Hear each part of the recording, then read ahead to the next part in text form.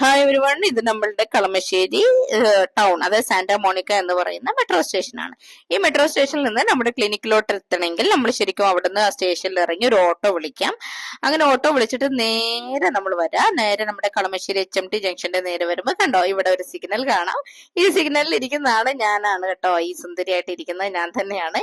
അപ്പൊ ചികിത്സ നമുക്കൊന്ന് മാറ്റി പിടിച്ചാലോ. അവിടെ നിന്ന് നേരെ 1 കിലോമീറ്റർ വരുമ്പോഴത്തേക്കും നമുക്കറിയാം തോഷിബ ജംഗ്ഷൻ, അതായത് HMT പോസ്റ്റ് ഓഫീസിന്റെ ഓപ്പോസിറ്റ് ആട്ടോ ഈ കാണുന്നത്.